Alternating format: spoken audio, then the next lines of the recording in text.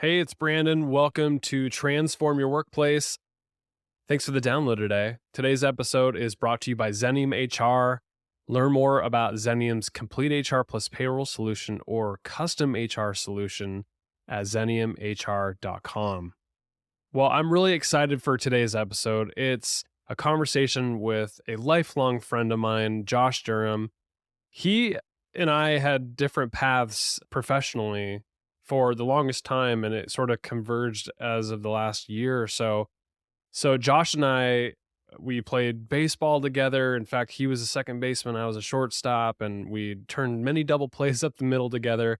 And post college, he went into the construction industry where he was a very successful project manager and worked on some humongous projects, skyscraper projects, school projects in the Portland, Oregon area, and just a huge responsibility.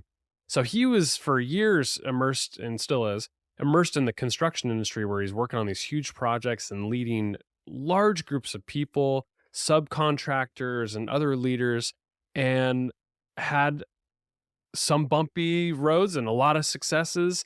And in this conversation today, we're talking about his career path, his experience as a leader, and the burnout moments.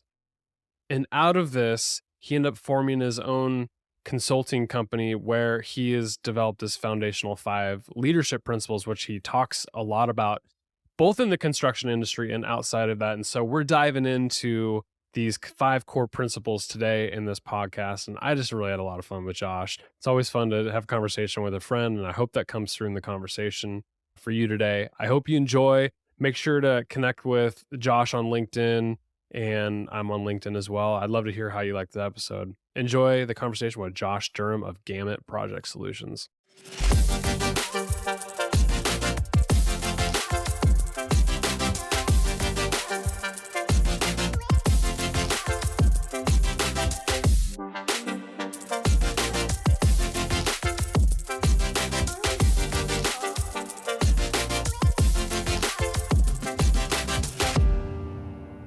Hey, Josh, welcome to Transform Your Workplace. Thanks for coming on the show, man. Yeah, thanks for having me, Brandon.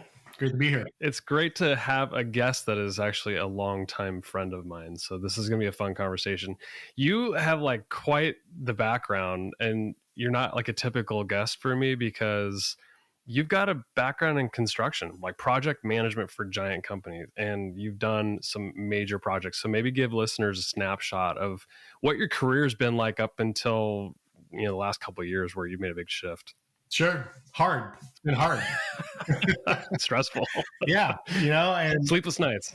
Yeah. And whether it's, construction or another kind of technical project management, it's a challenging role to be in no matter what the industry is, I think, because you're managing and working with people. Right. And so, yes, I spent, about 17 years at Hoffman Construction in different project management roles. Built really cool, big things, about $1 billion worth of construction over my career. And, that gave me a lot of opportunities to learn lessons the hard way often. But I like to introduce myself now as someone who's failed. Those failures are things that have really helped shape me as a person, and they've helped shape me as a professional. And they've also, led me to my role now as the principal at Gamut Project Solutions. There's probably not enough time today to get into all the stories, but I'm looking forward to sharing some of those, what I call gift of failure stories later as we kind of work through all of this, because they're really valuable, not just to me, but to, the folks that I work with and the classes that I teach. I share these stories because these are the things that helped me, learn what not to do and what to do in the future. And a lot of it is based on leadership. Personal leadership. I say, you got to be able to lead yourself before you can lead others. And, there's a great period of time in my life where stress, won the day and I wasn't leading myself very well. And so my ability to lead others suffered as a consequence of that. And so I learned a lot of lessons that showed me how to lead the right way. I don't know if you want to share. I remember you went through a period where you were like really sick because you were so stressed out. And I know it had a lot to do with how you were managing yourself, leading yourself, really. And I don't know if you mind sharing a little bit about like that period you were going through with just the stress of the work and all that, and what it ultimately led to rethink the way you were managing yourself. Yeah, yeah. Which time? That's right. I'd say the last time I went down really sick, I was down for about 9 weeks.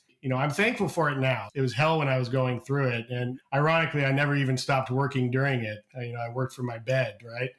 But it also, it gave me a lot of time just to think and reflect and ask myself over and over again, how did I get here? Why am I in this bed and not out there being the dad and husband and son and friend that I want to be? And yeah, I, like so many people, I worked my way into that illness. I put myself right there. Yes, I was managing 2 projects at once, plus some, more ugly kind of litigation-y stuff in the background as well, on another project. So there was a lot going on in my professional life there, but not once leading up to that did I ever really stop to think about slowing down.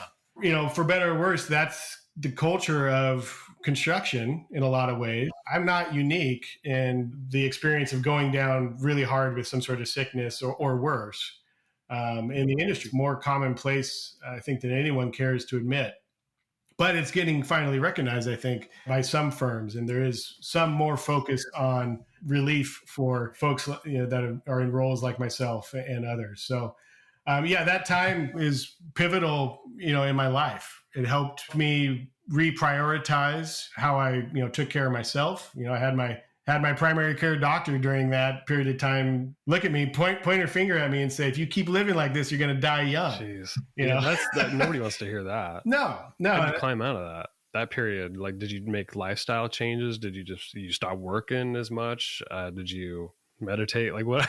give me the tricks. I hope someday I get to the meditate level. I do. Right. I do breathing exercises and those are helpful. Yeah. Hey, if the Navy SEALs are doing it, then it must work, right? So no, I didn't stop working. I didn't. As soon as I felt well enough to get back to it, I did. But I also earmarked in my brain, something has to change.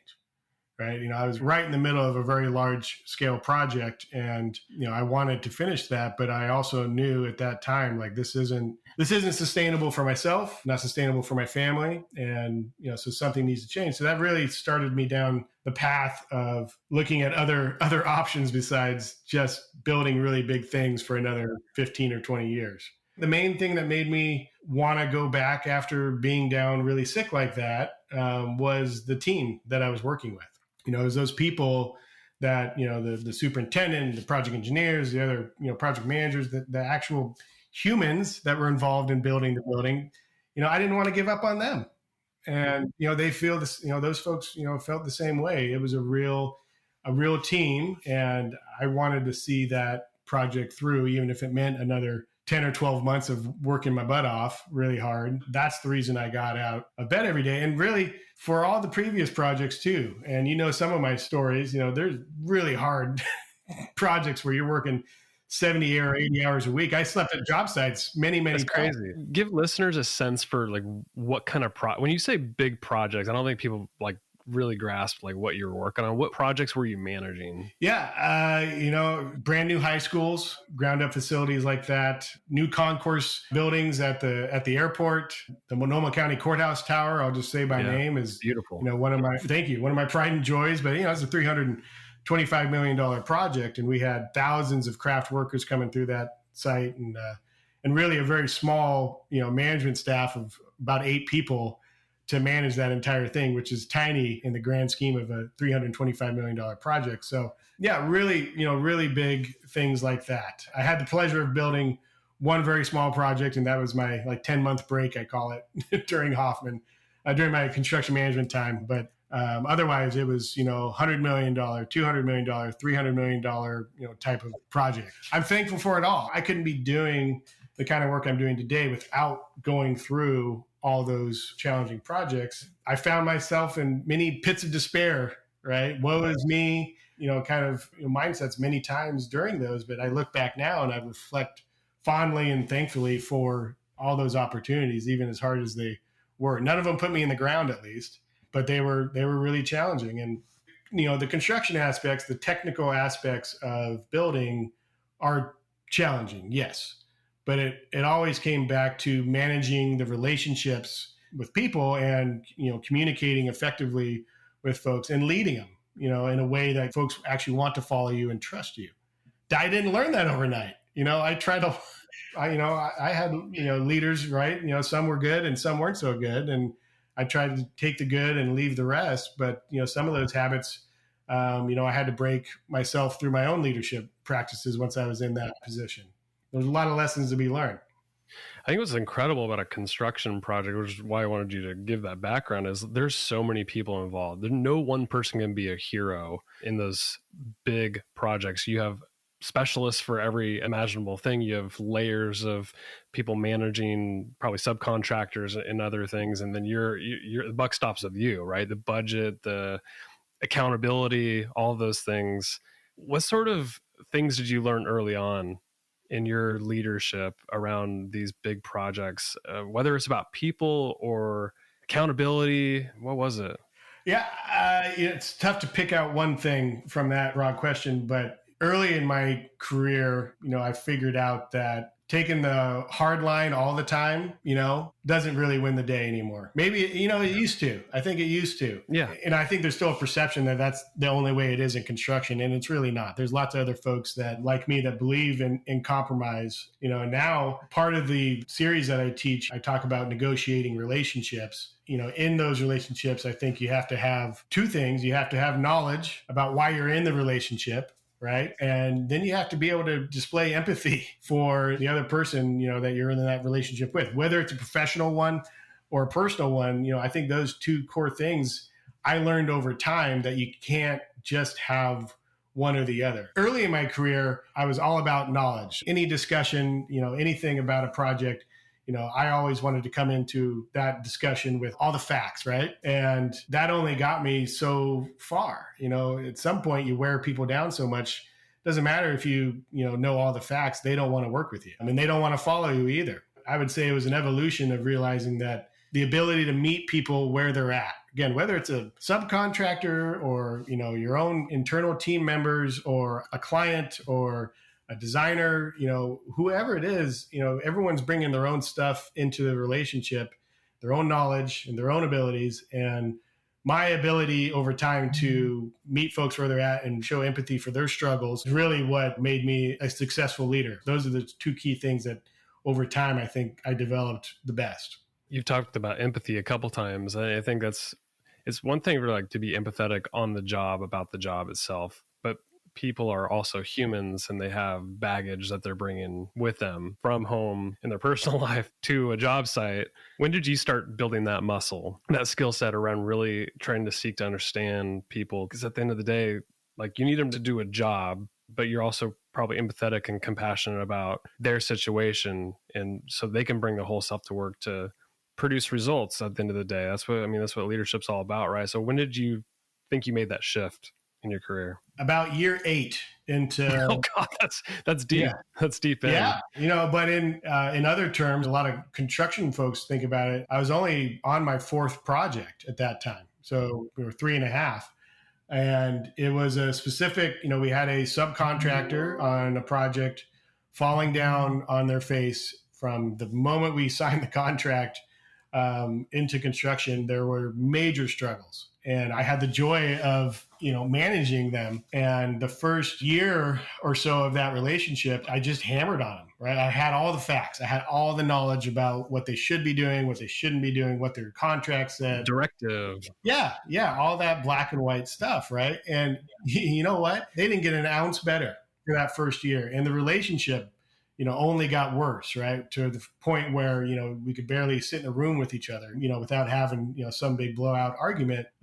They switched project managers. They brought in a gray hair, very, seasoned man who I still think fondly about today. And he met with me the second time we met. The first time didn't go very well. The second time we met, he said, I just feel like you're out to get us. And so I don't want to tell you the truth.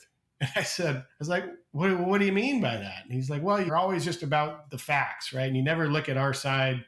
and the challenges that we've had and the stuff you've signed us up for, you never seem to consider, our side of the story. And in my head, I'm like, I want the darn building built, right? And he said, but I promise to you, I'm going to try to see your side of the story. I understand to a great degree why you're frustrated.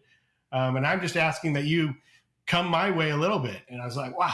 Powerful. That's hard feedback to hear, by the way. Like most people, that constructive criticism like that is tough to take. Yeah, it was. In the moment, it wasn't like I was like, yeah, cool, man. I still had my fists up, right, proverbially. But then he demonstrated, that he was going to see my side of the story too. And he was willing to admit, finally, their shortcomings. That pulled me right in. Right. I was like, okay, this person is showing empathy for me, and it made me naturally want to return it to him. Now, everything wasn't perfect after that. Some things are so far down the road, you can't fix it all, but the relationship was salvaged, and they finished the project, albeit challenging. We maintained a level of respect for each other the whole time. And, there was tough talks at the end about money, but we stayed out of court. And, we settled it over our conference table in our trailer, and it never escalated beyond that, which in a scenario like that, which was very extreme, that was a win for everybody. So that's really where I started learning, the power of empathy, which is different than sympathy. I'm not talking about sympathy, oh, shucks, I'm sorry your dog died or whatever. Meeting people where they're at and seeing where they're coming from doesn't mean you always agree with it. But if you can display that to other folks, the power I've found in is, they'll display it back to you, and then you got a relationship that's healthy. 100%. So fast forward to, well, really a couple of years ago, you went on your own, and now you're doing a lot of consulting work. Talk about that shift. You just talked about a couple of lessons. You have a million stories that you could tell. And I'll have you back and we'll talk about some of those stories. We'll get into them. But shifting over to what you're doing now, talk about your business a little bit. And I do want to get into just a nice overview of the curriculum that you've built, because I think it's really fascinating. Sure. Yeah. So Gamut Project Solutions, what we do is in the name, right? Gamut is a full range, of services. And so we still, we're still managing multiple construction projects right now. We just don't hold the subcontracts anymore. So we're helping general contractors.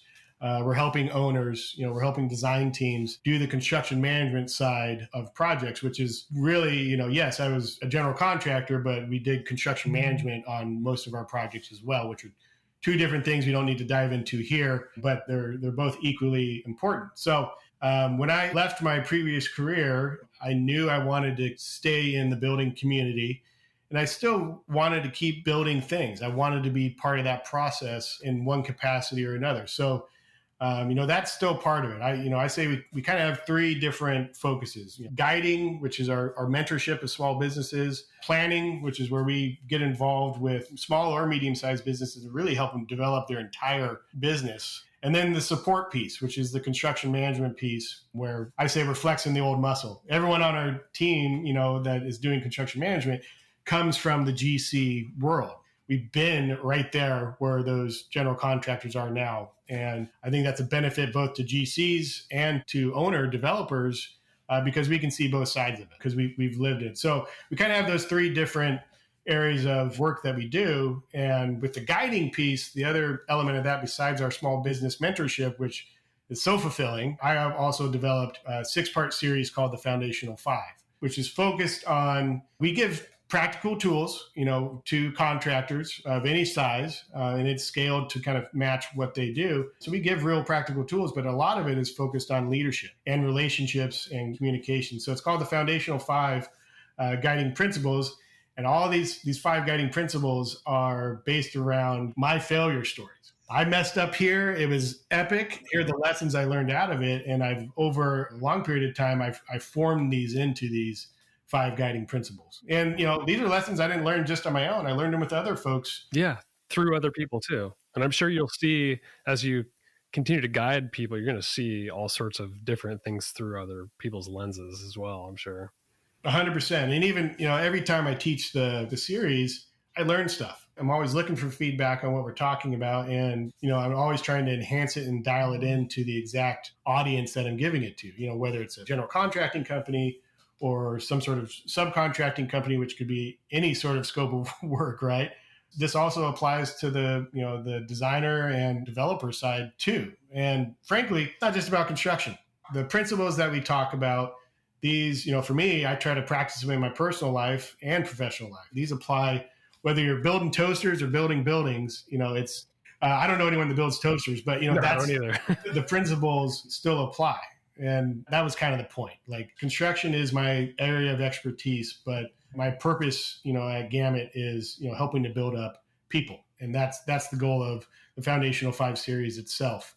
And it's not just me. We also have the other building industry guides that are part of Gamut that come in and teach parts of the series, especially when we get into the technical aspects. If we're talking about project scheduling or estimating or pre-construction, all these different very specific areas, we bring in other experts from our team to give those classes as well. And then I stretch over all of it with the core guiding principles of the series. What are the 5 principles? So yeah, it's principle number 1 is agreements. Principle number 2 is communication. Principle 3 is leadership. Principle 4 is agency. And then principle 5 is relationships. And relationships is last in the series, not because it's any less important, right? It's actually everything. Your relationships are everything in your life. But the first 4 principles are really focused on introspective work on yourself. Right. And so we do the first 4 principles focused on the individuals in the class.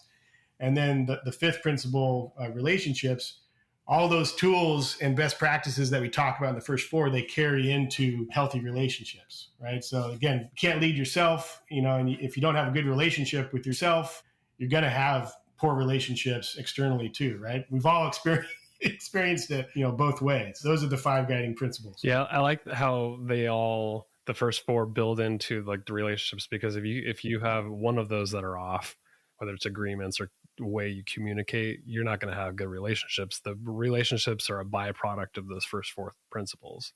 Yeah, 100%. And the thing that's kind of blown me away as I've delivered this content, several times now over the last couple of years, it's a wide variety of folks that are in the room, right? It's not all like brand new people to the industry. A lot of these folks, they got, 15, 20 years with me and, technical construction experience. But more often than not, it's those folks that have, been around as long or longer than me that will come up to me after the classes at the end of the series and tell me how much, the principles have meant to them and just how true they are, and that they're going to carry forward the content we've gone over into their careers. And those are like, wow, these are people that, I look up to, been doing it longer than I have, but it's still having an impact even for folks who've been doing it for, 25 or 30 years.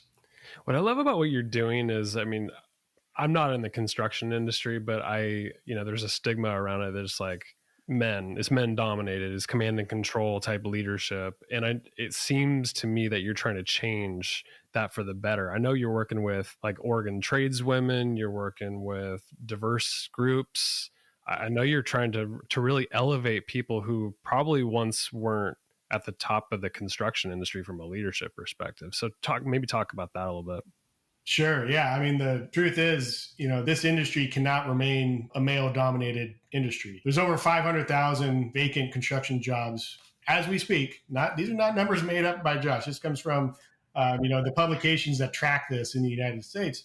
That vacancy gap is growing. It's not shrinking. And part of that is because of that culture that, this is just a job for guys. Particularly, it's been, white male dominated. That is changing, and it has to change for all the right reasons. If we want to keep building buildings, we need to give folks a reason to come work in this industry. And if it's going to be an industry that's based on, shame-based and fear-based leadership that's not inclusive, then you can forget about it. We're just stop living in buildings anymore because we won't have the people to build them, right? So our work with Oregon tradeswomen and Rise Up is their respectful worksite program that we're all trained on and are implementing trainings to as many contractors as we can. That's all based around the concept of creating a psychologically safe workplace. There's unpsychologically safe workplaces in every business sector, right? Construction happens to be my background, but the principles that are taught in the respectful worksite training that we do transcends all of it, right? It goes into your personal life too. If people don't feel psychologically safe, they are not going to make physically safe decisions. They're going to be distracted,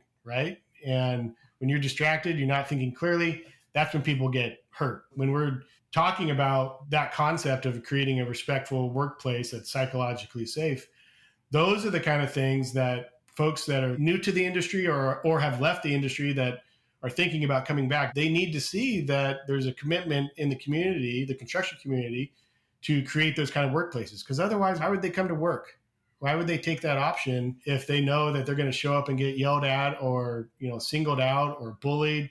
Any of that, like, you wouldn't want to go to work in a place like that, right? Neither would I. And I've seen it. I've been there. It's ugly. And so that's another kind of that guiding piece that we're doing with folks is implementing those programs on every project that we can. And I tell you, there's plenty of resistance to it, right? People don't know what it is and they're scared of it. But we go back to the idea of, if you have a respectful workplace where people feel psychologically safe, you're going to minimize the distractions on the site and you're going to maximize productivity, which all leads into the core things that any general contractor, is focused on, which is safety, budget, schedule, quality, all those core things that everyone knows how to talk about, right? Well, the thing that's going to enable a job site to have those things go well is if your workers feel safe, right? And they're productive and they're not distracted. So I think there's a perception in the industry right now, because this is still a newer concept, that this is just kind of one new thing, another program, right? Another shiny object that people are going to talk about for a little while and then it's going to go away. But I just couldn't disagree more. This is core to creating a safe job site and safe workplace. And if you can't have that, then you're not going to have folks that want to work on your projects or in your company. I so agree.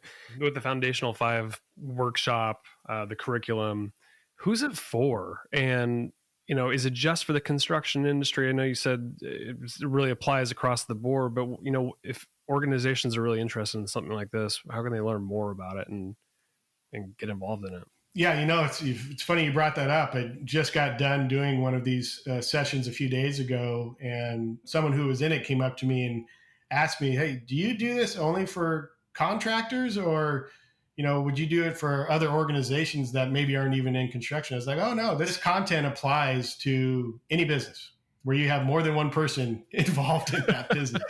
There's tactical tools that we build for each class that we teach that are focused on what that particular client base works on. So, general contractors, we're talking about, schedule tracking, methods and, change order logs and forecasting, all those kind of practical tools. But the principles themselves apply to any side of construction for sure, whether you're a developer of properties or a design firm or a general contractor or any sort of subcontractor. Definitely applies there, but this really reaches beyond the construction industry as well, because it's about how to be a purpose-driven leader. That's kind of the string I draw through the entire class. I don't know, there's probably 1,000 books on leadership out there, right? And there's lots of great concepts. I've absorbed a lot of that, but I believe that if you don't have a purpose for why you're leading, and you can't lead your own life with purpose too, then you're just not going to be that effective. So purpose-driven leadership is a concept I've created that's part of the Foundational 5 curriculum. And so again, whether you're in the construction industry or not, the purpose-driven leadership concept applies across the board. And I think in later sessions we'll expand on more what that means. But yeah, it applies outside of construction too. Awesome. Well, Josh, thanks for coming on and sharing the story. I think this is a good introduction to this curriculum, and I'll definitely have you back, and we'll get into some of the principles, because there's a lot of meat on that bone for sure. Yeah, I can't wait to share some of these gift of failure stories. Your audience is going to be blown away. They won't believe it all happened to one person. It's crazy. I love storytelling, so I appreciate the fact that you're willing to be vulnerable and share some of the failures. Where can people learn more about you and what you're up to? Yeah, I'm on LinkedIn, and we have Gamut Project Solutions on LinkedIn as well. Then, of course, got to have a website. So, yeah, you can go to www.gamutprojectsolutions.com, and we're there. And then if someone wants to reach out to me directly, you can click the link right on the front page there to schedule some time to chat with me and learn more about the Foundational 5 series. Or learn more about the rest of our service offerings too. My guest today has been my great friend, Josh Durham. Josh, thanks for coming on. Thanks, Brandon.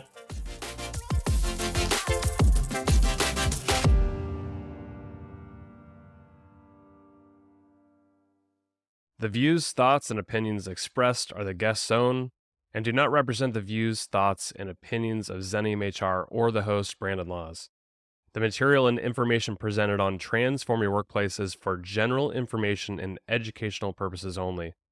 Zenium HR or the host, Brandon Laws, does not necessarily endorse any guest, their business, or any organization they represent. Discretion is advised. Please work with a trusted advisor to find a custom approach that fits your organization's needs.